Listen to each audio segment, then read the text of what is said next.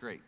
So as Kelly mentioned, my name is Mike Kincaid, and for those of you I didn't get a chance to meet last night, I'm the Associate Administrator for STEM Engagement at NASA. And that's a fancy way of saying, hey, it's how do we work at NASA to engage kids in the work that we do.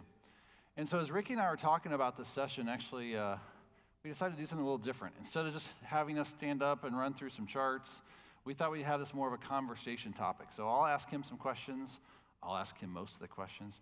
He's got a couple of questions for me in between, and we'll kind of just kick it off. We'll spend about 30 minutes or so kind of asking each other some questions, and in a minute, I'm going to give you a way that you can ask some questions that you want us to ask. And we'll have an audience participation coming soon, so I'll show you that more in a second. But before I get into that, let's start off by talking a little bit about Ricky and his background. I'll just tell you a little bit about Ricky.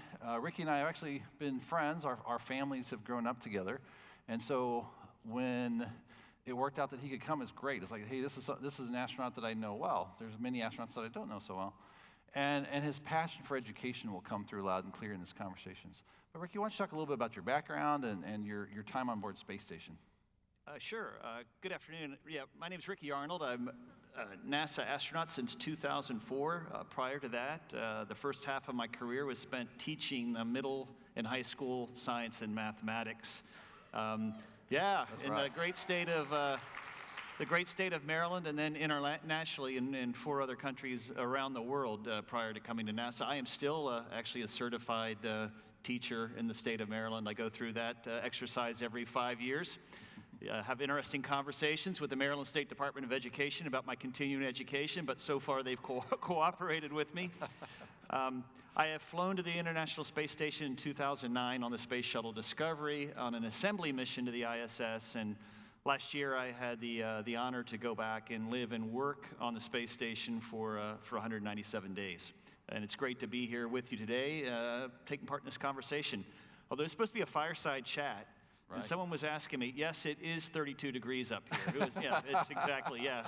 Yeah, it's a fireside. That's why, because you wish there was a fire in here right now. So I think we're going to start off by having him show you about a 5-minute video of his time on board Space Station, because I think we can talk for a while, but I think seeing the pictures can help you understand some of the experience you just had. So I think Susan, the guys in the back, have a video that Ricky's going to talk over.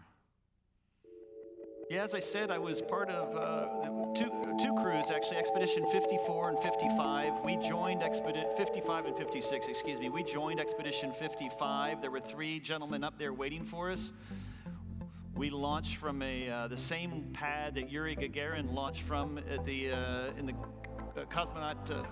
Baikonur Cosmodrome in Kazakhstan on a Soyuz last March. The 3 of us, Oleg, our Russian Soyuz commander, Drew Feustel, American, and myself, the same 8.5-minute trip that is required for any rocket getting to low Earth orbit. And this was quite a thrill ride. The Soyuz is, the space shuttle was a bit kind of a lumbering truck. The Soyuz is a bit more like the trunk of a sports car. It's very cozy. I was talking to some of the folks in the NASA breakout session today. It is not a terribly roomy vehicle, but it's very robust, and we've had many, many successes with Soyuz launches to the space station. We took about 2 days to get to the ISS. That is my experience on the space shuttle as well. Coming up to the space station, again, after such a break, it's mind-boggling, the scale of the vehicle. It is by far humanity's greatest achievement, I think, in the history of civilization, at least from a technological standpoint, and probably from an international cooperation standpoint. And waiting for us there, as I said, were 3 crew members, a Russian cosmonaut who is also a Russian Air Force officer, an American naval officer and pilot, and a Japanese flight surgeon. So we had our own medical care locally on the space station, which was nice. And they had 3 guys were waiting for us. There had been another crew that had departed, and they're constrained right now by the number of crew members the Soyuz can carry. And so we were going to be spending about 2 months together. After about 2 months, those 3 would leave, and it would be our time to welcome a new crew to the ISS. All of our cargo, or most of it, arrives by commercial vehicles. This one is launched from actually Virginia, the Lower Eastern Shore of Virginia at Wallops Space Flight Center. These vehicles can carry over 6,000 pounds of materials, supplies, and equipment, as well as things as mundane as food and clothing for the astronauts, which was always a big deal to us. This is a SpaceX Dragon, one of the other vehicles that carries cargo. This launches from Kennedy Space Center right here in Florida. The unique thing about the SpaceX Dragon is that it can return back to Earth and bring items back home safely. We did 3 spacewalks during our stay, most of which were dedicated toward improving your views of the space station. We replaced a lot of the cameras with HD cameras. One of the other components of this was the HD cameras required for U.S. crewed vehicles to dock with the ISS. That's actually a picture of me. The views from a spacewalk are absolutely amazing. I've had the privilege to do 5. We're outside for about 6.5 hours. It's a total of 12 hours in a spacesuit, 12 hours with only water to drink, and really the company of your fan that's keeping the air circulating, and the sound of the voice from mission control. Any given day, 300 science experiments occur on the ISS. This was not a science experiment. This was an experiment in playing tennis. And this was an experiment in how many astronauts can you fit in a phone booth using one of our crew quarters as a phone booth. But one of the real joys, and I think one of the real accomplishments of the ISS that should not be understated, is the international cooperation and the amazing views of our planet Earth. As I said, our time seemed to take a while, and then it flew by quite literally. 197 days later, we were in a fireball, entering the Earth's atmosphere just over the Red Sea and hitting with a thud in the deserts of Kazakhstan. All of us will say, when we landed in Kazakhstan in a really remote location, a place I'd never been before, a place I'll probably never get back to, surrounded by a bunch of people I had never met before and didn't really know, I still felt like I was home. I was back on Earth. So what I love about that video, it's way too short, right? How do you get 6 months down to a 5-minute video, but we want to get to some questions.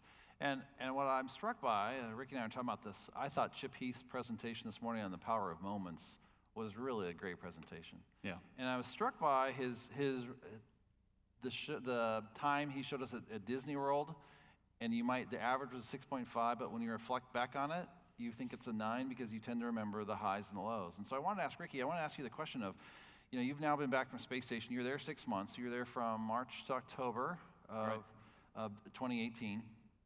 And so you've been back 9 months. When you think back on your quote-unquote Disney experience and you give it a score, what were your high points? And maybe do you have a low point while you were on board space station? The sense of teamwork was definitely a high point in reflection. But one of the things that I am struck by is the way we just operated as a family up there. Over the course of 197 days, we celebrated birthdays, anniversaries, losses, tragedies. Did Kelly bring you a cupcake on your birthday? I was just curious about that. I didn't have my birthday up there. Oh, no, I okay, didn't. Okay, all right, sorry, I interrupted. And definitely I can think of one specific moment that was really special. We were flying up the Red Sea, across the Nile, and we came across Israel, and then right across Syria, and it was Oleg Artemiev, and I looking at the Tigris and Euphrates rivers, and you could see Baghdad off in the distance, and down below, there were Russian aircraft and American aircraft. At times it appeared they were doing their best to start a conflict in a nation that was already being torn apart by conflict. And Oleg in Russian looked at me and he's like, what are we doing? What are we doing? This beautiful world we share, and what are we thinking? Yeah. And that was something that I will never forget. One of the low points are the failures, right? And I can think of one of the really amazing science experiments we were doing was the Cold Atom Lab. It's supposed to create one of the coldest places in the universe to see how matter interacts at really low temperatures. In the process of doing something to it, I actually sheared a bolt off the front of it. It's something I'd done 1,000,000 times. It was completely a stupid mistake. And having to tell those guys that I had broken something on their experiment, and they were already having enough challenges as it was, but they were very forgiving, and it turned out it wasn't that big a deal, but I didn't know that at the time. That's a great, it's funny, again, as Chip mentioned, those highs and lows stand out to us months later. Yeah, yeah. A lot of it, the rest of it seems like a blur. So one of the things that you were passionate about, I remember talking to you before you went on launch about, was your wanting to honor Krista McCullough's legacy. And Susan, if you can pull up that slide that shows Krista's lost lessons. Ricky, tell us a little bit about our partnership with the Challenger Center and some of the thought process that went in behind this. My wife was a pre-service teacher in a classroom full of children in Maryland when Challenger was lost. I was actually working in the Environmental Protection Agency, standing in the lobby of a building that no longer exists when it happened. And the Challenger Center has done a great job of keeping the legacy and the dream of those crew alive. But I always felt that there was a sense of completion to the mission that was somehow missing.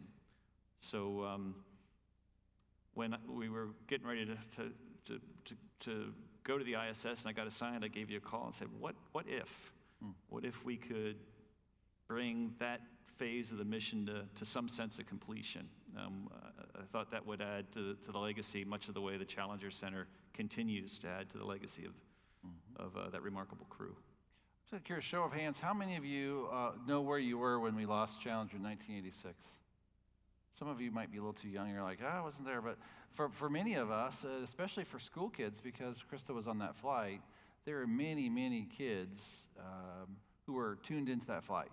And I think really impacted the nation's classrooms in a way that NASA seldom has been able to achieve. So I think it's really cool. And Lance Bush is here, the president and CEO of Challenger Center. And that's been a long-term partnership with NASA. Even though it's a separate entity, it's a 501c3, it's been an organization we've been working with to create the videos. What you see up here on the screen, that's one of, in fact, you want to talk a little bit about what the challenges of chromatography and some of your experiences on board Space Station? We didn't have, we had the president, the White House involved in the teacher in space program. We were kind of trying to do this on the fly and rather quickly. Yeah. So it was what materials and supplies could we find, and then how are these things really going to work in microgravity? I had the advantage of having been in space before that Krista did not have. Right. But she had access to far more expertise than I certainly did. So there were some very humorous moments as I was trying to teach some very simple lessons from the ISS in a microgravity environment. And you had some crew members that got involved with you at times, I think. I did. That was exciting. We couldn't have done it without their help and patience and forbearance, and actually got Serena and Non Chancellor to help me out with the demonstration on Newton's laws. So these are all available to you. There's 4 of them total now that are out there that all begin with kind of a short overview of Krista's lessons. You know, for kids today may not have a context for who Krista was and for the work that she did. But for those of us of an age that remember where we were, it still has a meaning to us, 30 years later. And it's been a great partnership with Challenger to create these. So I thank you for your vision for that and for your passion about wanting to make sure that happened. And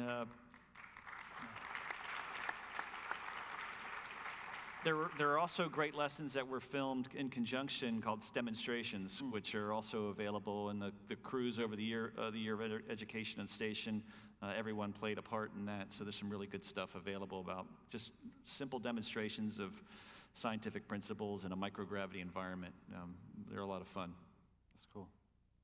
My turn to ask a question? I think it's your turn, yeah. Well, good. As a teacher, I want to know, what are we, NASA, doing to help teachers? Yeah, that's a great question. And it's one of the reasons why I'm glad... You told me to ask it. I know, that's why I like the question, I guess. So, I did all the work here. I figured out the question to ask him, and then I figured out the question for him to ask me. So anyway, you can tell we go way back. We can kind of tease each other a bit. So one of the reasons why I came to this conference, and I mentioned this briefly yesterday, is that there's both classroom educators as well as people who are involved in systemic change, and I think the combination of that's really helpful. Susan, if you could pull up the slide that has NASA Express on it. So NASA Express is a weekly email. Just out of curiosity, how many of you get this already? It comes out every Thursday usually. Okay, so all of you guys get extra cookies when you finish the session for already being on NASA Express. So we have about 40,000 subscribers. Every Thursday we send out a list. If you can subscribe at the www.nasa.gov/STEM/express, or just type in NASA Express and it'll get you there. And so every Thursday we send out kind of, hey, this is what NASA's doing. And it has a smattering of things. It has things our partners might be doing. Some of our big national partners. It definitely has access to some of our content. Some of you had a chance to go to the two NASA sessions we had today. Some of you will have a chance to go to the 2 sessions we'll have tomorrow. But as we build content, as we create stuff, this is probably the best place to go. You can go onto our website at any time, but like most websites, there's a lot of stuff on it. This tends to be more curated for things that have either are just about to happen or things you might want to sign up for. So I hope you'll find this as a useful thing. And if you don't, we'd love your feedback. It's continued. We just celebrated its 20th anniversary of NASA Express, was last summer. We did a big facelift, so it looks a little bit better. But we're always looking for feedback about how we can make it usable and useful to you. So, as we talk about educators, I'm curious, Ricky, we kind of glossed over it in the introduction, but you taught for a number of years. Maybe you can tell them a little bit about how long you taught, where you taught, and I'm curious, as you look back now, what do you know now as a NASA astronaut who's flown twice in space that you wish you had known when you were teaching, those middle schoolers in math and science? Well, yeah, I taught, I think, 15 years. I taught 4 years in the state of Maryland. I taught 3 years in Morocco, 5 in Saudi Arabia, a handful of years in Indonesia, then a year in Bucharest, Romania. Math, middle school math, high school math, all the way through geometry, biology, some chemistry, physics, earth science, so a bit of a smattering of everything. Most of these schools are pretty small, so if you had science, well, surely you can teach math, and which isn't always the case. It took a lot of work to become, I think, a decent math teacher. So I think that summarizes my experience. What was the second half of the question? So what do you know now? If you go back to Ricky Arnold 20 years ago, what would you tell him? It's a lot like parenting, right? I'd be a much better parent now knowing what I know. That's true. It's true. You learn, and I feel like I'm a more patient individual personally, and have a little bit longer view on what you're trying to accomplish. There's a lot of administrative pressure and pressure from outside sources at the end of the day I don't think really matter all that much. Yeah. It's for me, doing what you know is right and what your training tells you and what your understanding of pedagogy and child psychology and child development and doing what you're right for kids and doing those things that are going to stimulate interest. With interest comes motivation, and when an individual is motivated, they can learn all the other stuff in spite of my efforts as a teacher, right? Right. So fostering that inquisitive characteristic that we want our students to have, to me, would be the number one thing I think I'd focus on. So let me follow up that question with, you weren't raised thinking, I always want to be a NASA astronaut. That was not something you... No, or a teacher. Yeah, or teacher, yeah, right. Yeah. And so tell us a little about, you have a unique way that you became an astronaut. We don't typically pick educators as astronauts, but we did for a period of time. Tell us a little bit about how did you decide to apply and what that was like? I had been teaching earth science and also living out in the desert in Saudi Arabia. There's not a lot to do there on the weekends, so I started developing an interest in astronomy, and it was a great place for that. I met some people who also had a like interest, started thinking about it more, and then I had a childhood where I was very excited by the space program, but never really considered it for a career. And I remember one day I was teaching in Saudi Arabia. I was teaching the International Baccalaureate biology program, and I was in a break between classes, and I said, I should look up and see what at least are the requirements to become an astronaut. Yeah. And I looked, and so I met the minimum. I had a advanced degree in the sciences. I hadn't had a lot of operational experience, but they had just closed the selection. I said, well, and that had been a 4-year window since the last selection, if I remember correctly. No, 2-year window. And they said, hey, keep checking back. And I figured, hey, I'm in my mid-30s. I got a wife, kids, and I got other things I got to be thinking about, and kind of figured, okay, well, whatever. Well, 4 years later, I was at work, getting ready to start my school day, and I saw a news feed saying that, hey, NASA's interested in hiring another class of astronauts, and they're encouraging educators to apply. I said, that will be an absolutely awesome rejection letter to have framed and hanging in my office.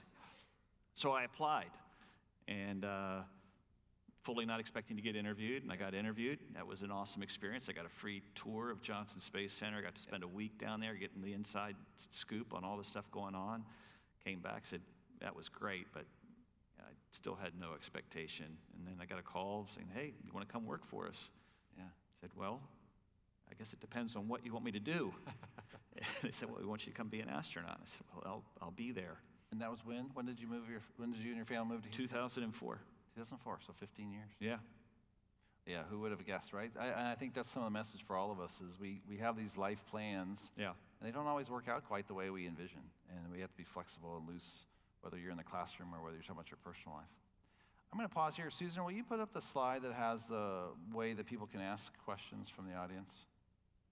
We've got another question or two, but I want to give you a chance to think about it. So what we're going to do here, it takes a little bit of work to get this started.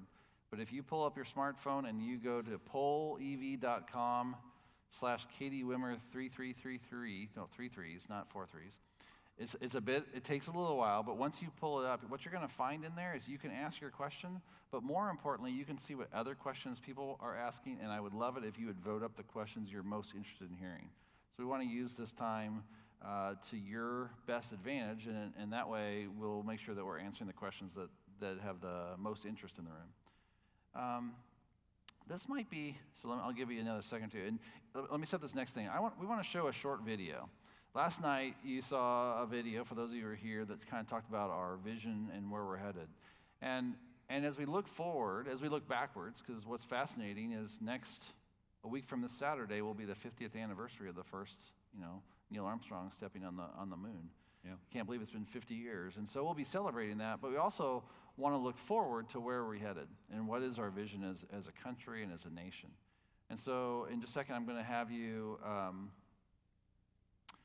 them pull up a video. It's about a 3-minute video or so, and it gives you just a sense of what is it that NASA and our international partners are working on. You'll recognize, if this is the right video, you'll recognize the voice quite distinctly, and it's not me or Ricky, as to who's doing the narration of this video.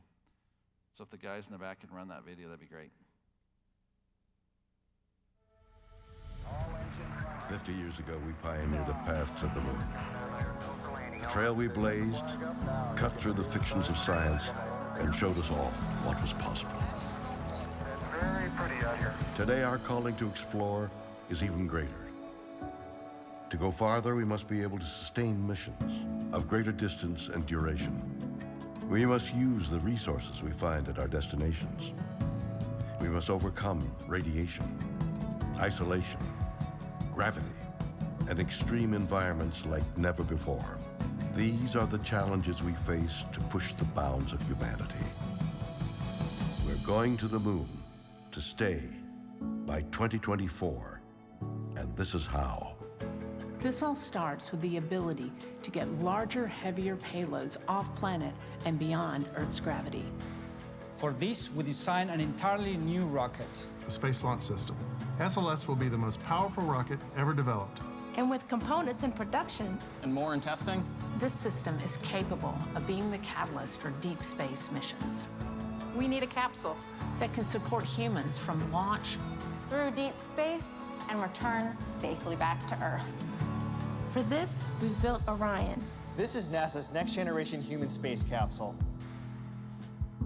Using data from lunar orbiters that continue to reveal the moon's hazards and resources. We're currently developing an entirely new approach to landing and operating on the moon.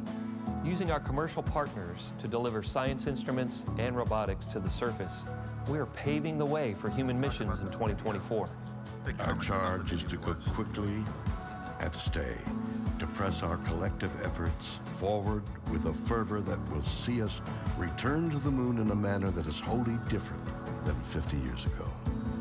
We want lunar landers that are reusable, that can land anywhere on the lunar surface. The simplest way to do so is to give them a platform in orbit around the moon from which to transition. An orbiting platform to host deep space experiments and be a waypoint for human capsules. We call this lunar outpost Gateway. The beauty of the Gateway is that it can be moved between orbits. It will balance between the Earth and Moon's gravity, in a position that is ideal for launching even deeper space missions. In 2009, we learned that the moon contains millions of tons of water ice. This ice can be extracted and purified for water. It can be separated and oxygen for breathing or hydrogen for rocket fuel. The moon is quite uniquely suited to prepare us and propel us to Mars and beyond. This is what we are building. This is what we're training for. This we can replicate throughout the solar system. This is the next chapter of human space exploration. Humans are the most fragile element of this entire endeavor, and yet we go for humanity. We go to the moon and on to Mars to seek knowledge and understanding and to share it with all. We go knowing our efforts will create opportunities that cannot be foreseen.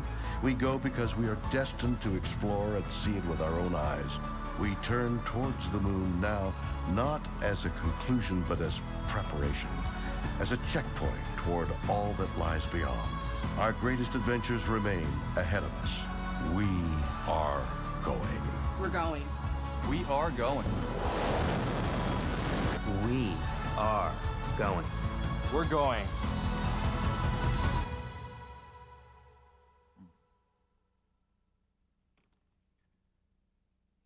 Yeah, there's not anyone I would work with who wouldn't sign up for that right away.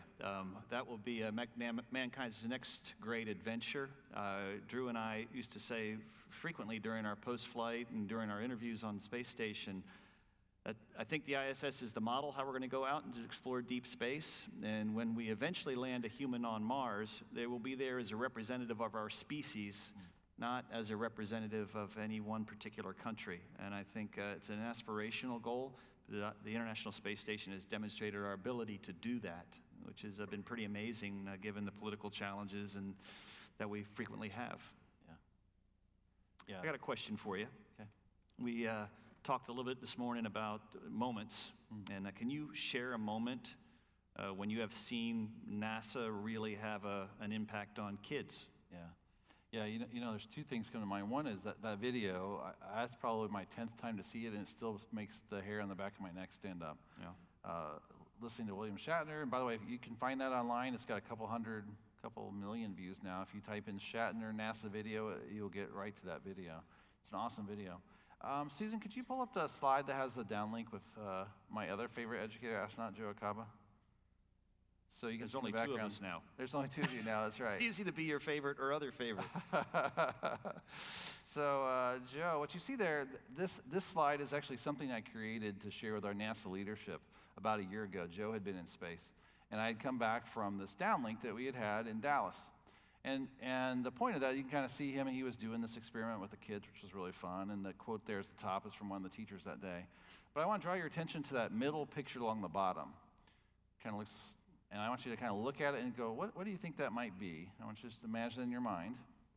I'll give you a clue. That is the football field at the junior high right outside where we had this downlink.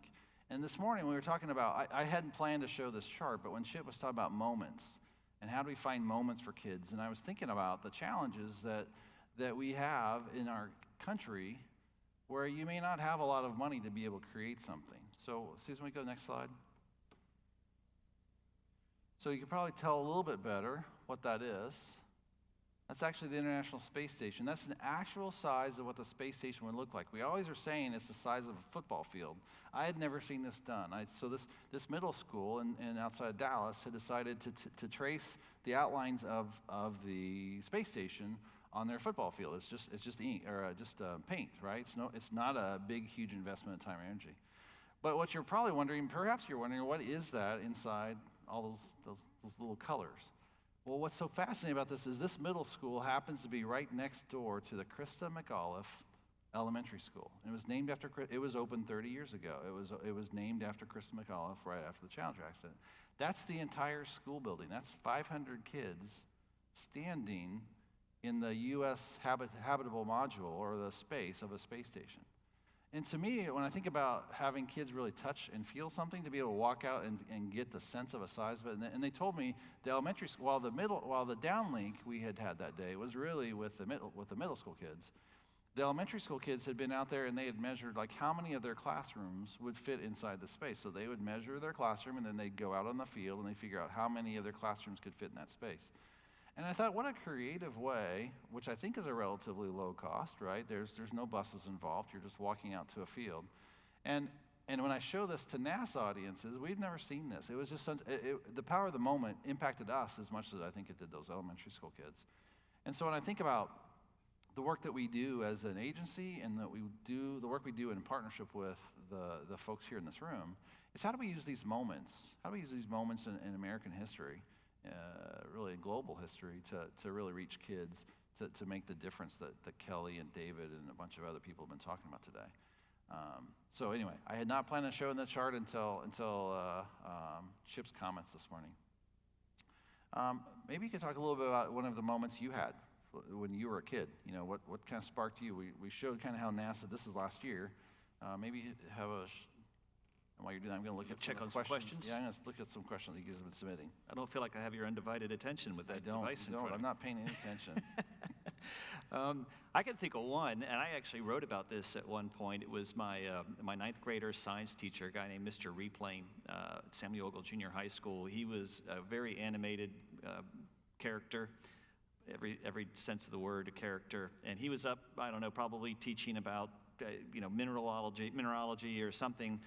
And as he was doing that, to our backs, there were some windows out by the football field, and the sky started to darken, and the clouds opened up, and thunder, and then just these massive lightning strikes, which were loud and close.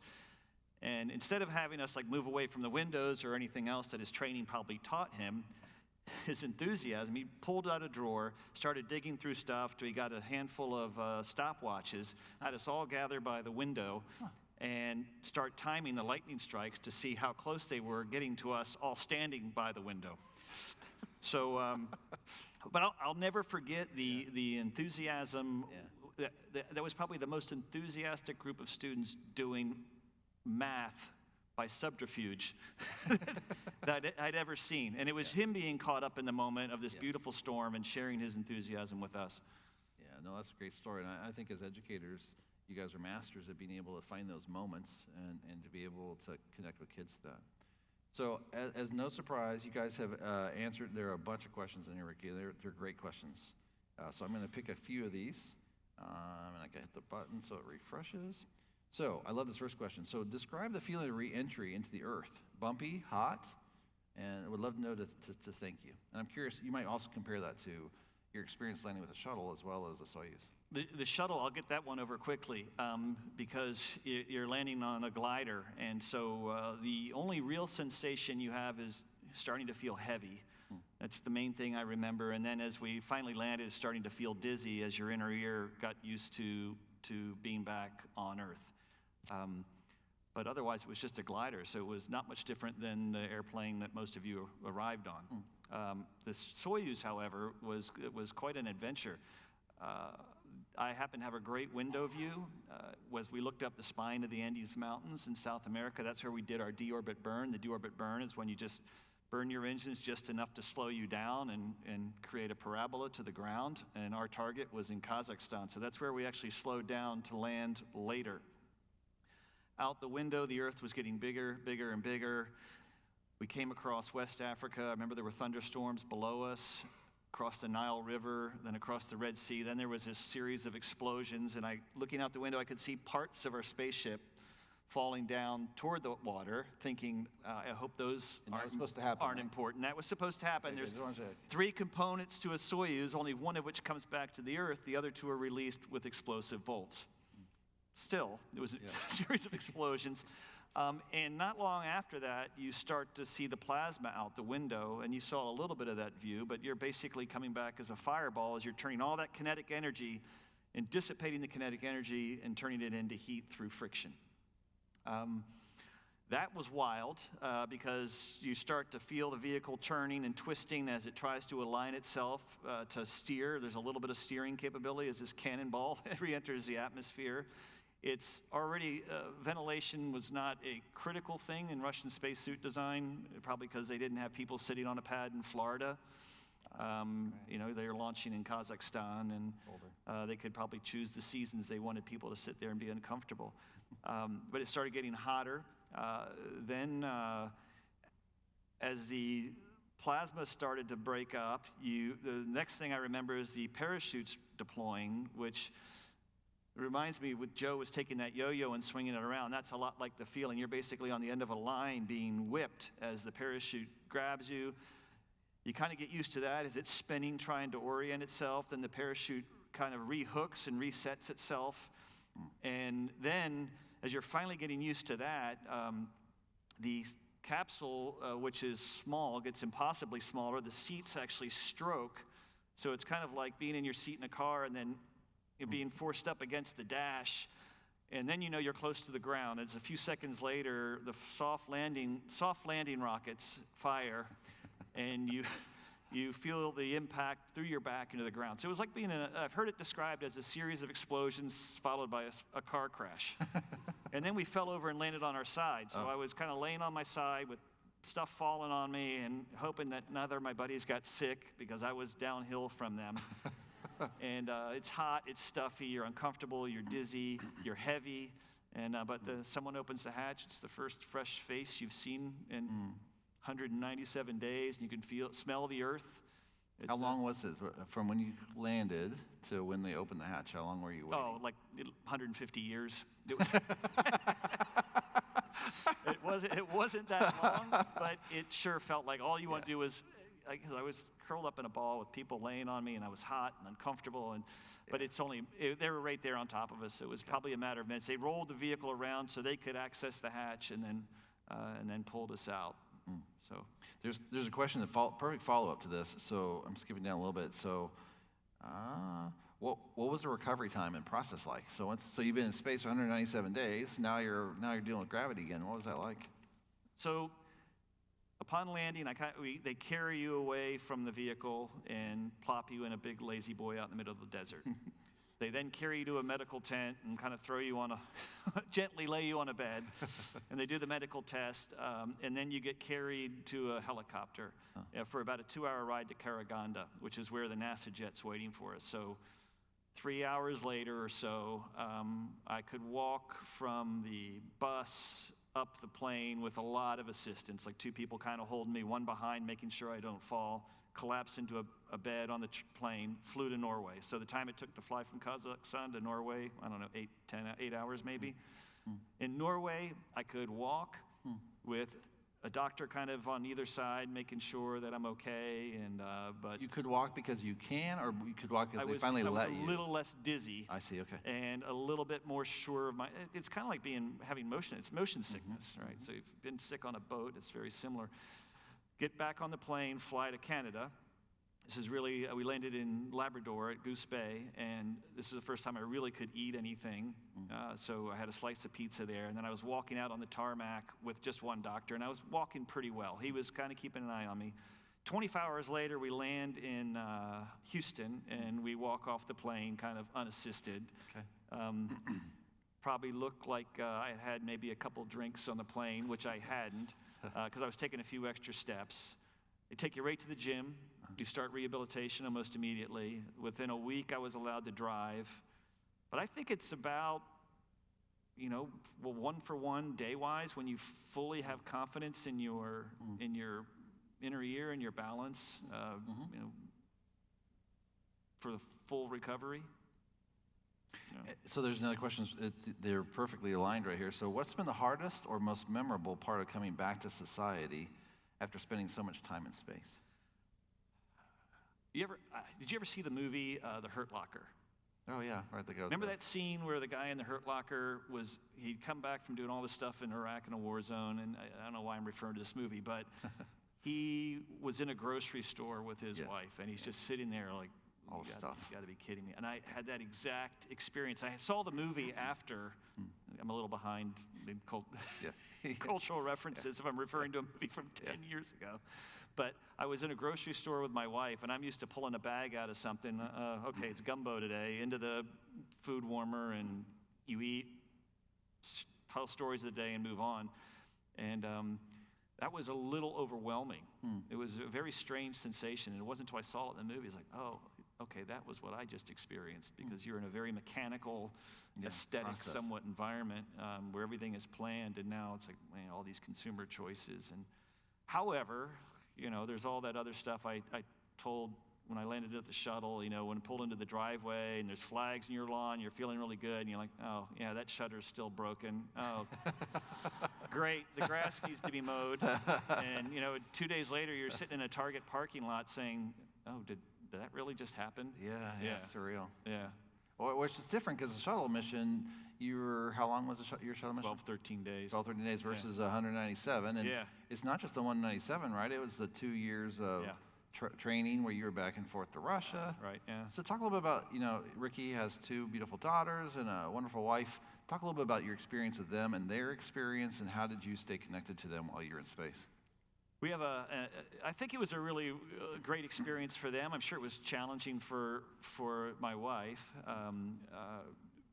being responsible for managing the house. My girls were both off doing their own things. One had just finished school and the other one was still in university. But,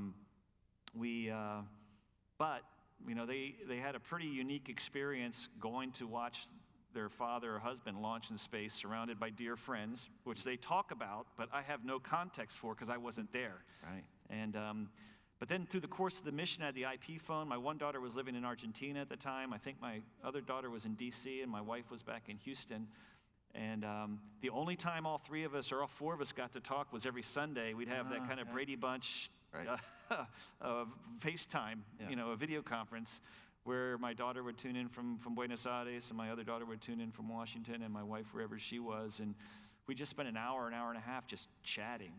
And think of how, I don't do that now. Even when we're there, people don't talk that much. Right.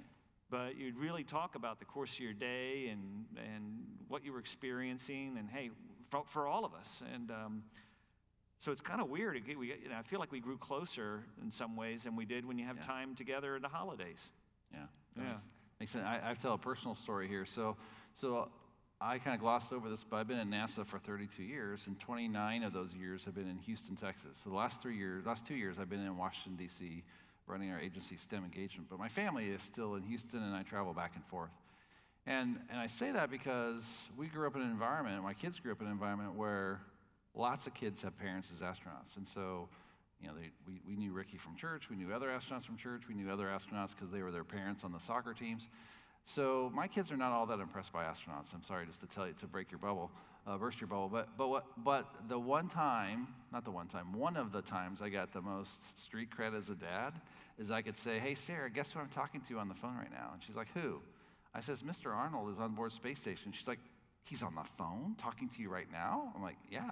So I made her Facebook post or her Instagram post because a picture of me and her talking to Ricky in space. So, you know, on some respects, it's so cool, and yet it's also so amazing that you can just pick up a phone. There was some other day that I wanted to talk to him about something, and I had this special secret email that I could send to him that would actually get to him. I didn't learn that till after I sent 2 or 3 emails trying to get to him, and I finally found out, no, you have to have a special one, and not just the email, you have to be approved to send it. So I sent him a note and say, Ricky, I want to ask you this question.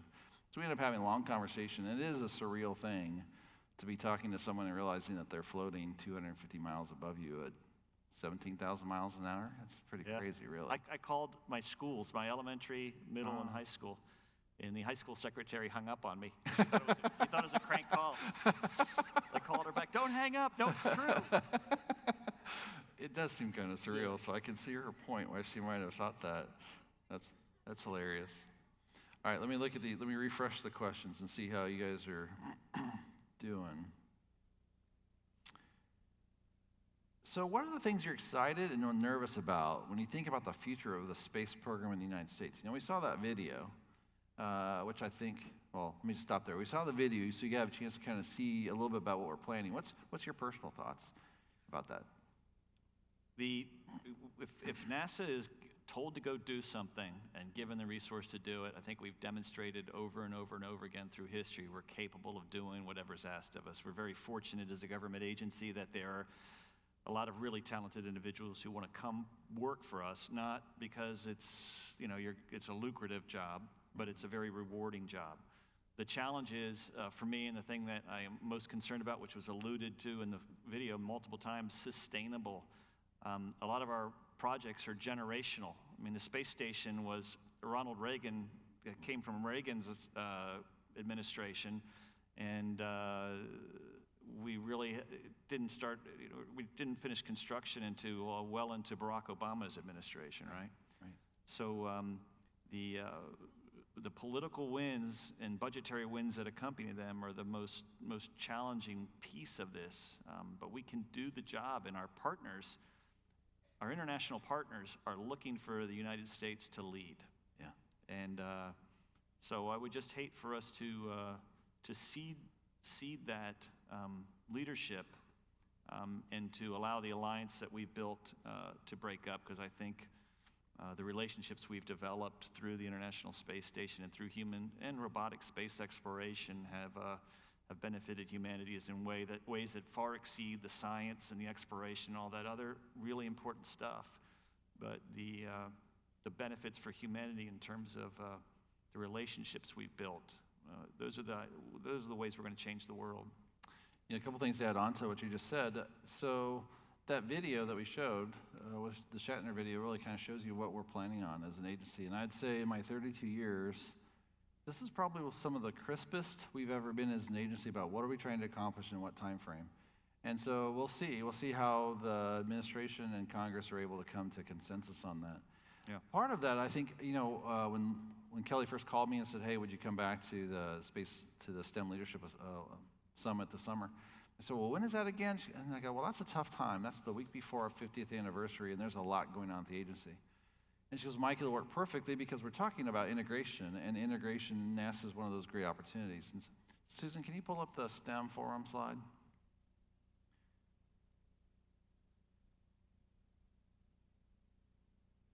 I didn't give her a heads up this is coming, so she's got to go find this. Hey, Susan, can you find the STEM forum slide? So what's coming is next Friday. Next Saturday will be our 50th anniversary of when Neil Armstrong landed on the moon. And there's all kinds of things that are going on across the country. But in particular, on Friday afternoon from 1 to 3 Eastern, there'll be a 2-hour broadcast that NASA TV will be putting out talking about the history of it, but also more importantly, I think, is to look forward.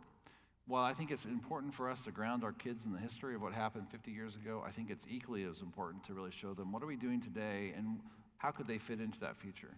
Last night I talked about generations, and I talked about how my mom was a science teacher for 30 years, and she was plugged in, and then my 11-year-old daughter, and what's her future going to look like. There you go, thank you very much. So at that website, spacestem.nasa.gov, you can go to that website. If you click on the map of events and exhibits, you can find out what activities might be happening in your local area. So next Friday at 3 o'clock, it'll be a half-hour show. It'll be on Discovery Science Channel as well, simulcast. And we'll be broadcasting from 3 or 4 different museums across the country with hands-on education activities. This is predominantly designed for more informal situations, little after-school programs. I was talking to somebody today who was involved with Girl Scouts. While these are aligned to classroom standards, this is really more designed for what would you do in the summertime if you're trying to pique a kid's interest. And so we have things where kids are building landers, they're building launch rockets, and so it's an opportunity for them to kind of have a hands-on activity. And if you go to the Teach It button, this Friday, they'll have the special lesson guides will be out there. So while I think there's a moment, we've talked a lot about moments today. While there's a moment on July 19th at 3 o'clock, I think this is also something that could be a moment whenever you choose to deploy it with the group that you're with. And so the resources page, getting involved with it, we would love to have you help us tell our story. When I think about why I came and why I said yes to Kelly, it was because of the partnership opportunities and the chance to kind of talk to you about what is NASA doing. We're not selling anything to you, but we would love for you to be involved with the work that we do, and we would love for you to help use that in your classrooms. So thank you for the question about what makes us nervous and what makes us excited about our future. Let's see. Let's go back to some of these questions. See if there's any. Oh, I love this question too. So you've traveled on both the shuttle and Soyuz. Are you hoping, or are you trying to get on a SpaceX or Orion trip next? I was asked that a lot. I left the United States last year, I think on February 2nd, and got home October 4th. So I'm pretty happy to be home right now. And that doesn't count all the other travel before that. I would love to have the opportunity to go to the moon. I don't know that there's any reason for me to go back to the space station. We have other people that need to have that experience. If I was asked to go do something, that's different, but I don't know if there's a need for it right now. But even if I don't get the opportunity to go to the moon, to play a small part in making that happen would be a real honor. Yeah, that makes sense. And it is exciting to kind of see as we, I'll just pause here and say, sometimes people think that we're competing with Elon Musk or with Boeing, and really nothing could be further from the truth. We're looking to figure out those things that are relatively easy, and I say relatively easy with quotation marks. A 2-day trip to get from here to the space station, in some cases we can make it 6 to 8 hours. That's something that we've been doing for a long time, and that's the kind of thing you would turn over to the private sector so that NASA can spend its resources. When the first SpaceX launch and the first Boeing launch goes to space station, it'll be because NASA has hired them to build these rockets, and so it's an important ecosystem, frankly, that we work together on. So I think it's exciting, and then we can free up our resources to plan the first woman and the next man on the moon, and our plans for the Mars going on long term. I want to go back to a question that someone asked a little bit higher up, but it's a good place to ask this. So what would you say to fellow educators about the integration of STEM in the classroom, and how would you encourage all students to explore and solve real-world problems? I'm particularly interested in, we've talked about how do you bring different disciplines together, because this is not just a math teacher conference, right, or just a science teacher conference. You have people from across. Maybe what are some of your personal experiences with bringing people together from multiple disciplines? I can share an experience from when I was actually teaching in Riyadh. It was a typical middle school team alignment, and I worked with a guy, Mark Isley, who was a social studies teacher, and I was the earth science teacher. I guess it was grade 8. And we were putting our plan together at the beginning of the year to look for connections between the two disciplines, and he was talking about the Cold War, and had a little bit of a conversation, and he's like, I could teach this in the context of the space race. I said, perfect, because I have a unit I can do on astronomy and the solar system and that kind of stuff. So we built our unit plan together, so we were kind of talking about the same thing relatively close to the same time. At the very end of the unit, I think the week before the test, the kids arrived in his class that morning, and when they sat in social studies, they heard him talk about this big discussion he had about how the United States won the space race. Right. And when they came to my classroom, we had a big conversation about how the Soviet Union won the space race. The kids would, well, wait a minute. Mr. Isley just said that the United States won the space race because of this, and this. Yeah. And pretty soon I just backed off and let the kids argue based on what they had learned and their experiences in the classroom, and understanding the connectivity between not only the disciplines, but the how politics drives science, science drives exploration. And so that's one small example of something I've done in the past. And of course, at this point, you had no idea you were going to be a NASA astronaut. Oh, no. It was just a great argument. The kids, some of the kids, and you give them a few answers and then let them kind of start having the discussion, and a discussion based on, on facts, but how facts can be interpreted and how they can be used to make a point. When I taught math and science together, that was a lot easier because I was frequently teaching math and science at the same grade level, so I could teach. Part of our math lesson could be actually crunching the data from whatever we did in science that day. For all those things to happen, though, I had to have the freedom and support to be able to do that. Integration is, that's how we live, right? We don't live life in discrete units. It's all integrated.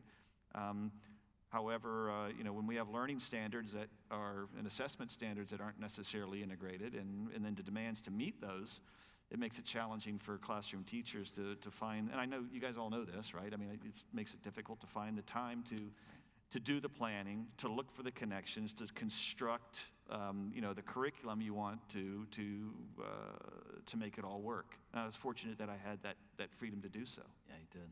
That's probably a good place. Susan, could you pull up the next-gen STEM slide? So some of you had a chance to be in our 2 breakout sessions today, and some of you will be in the sessions tomorrow.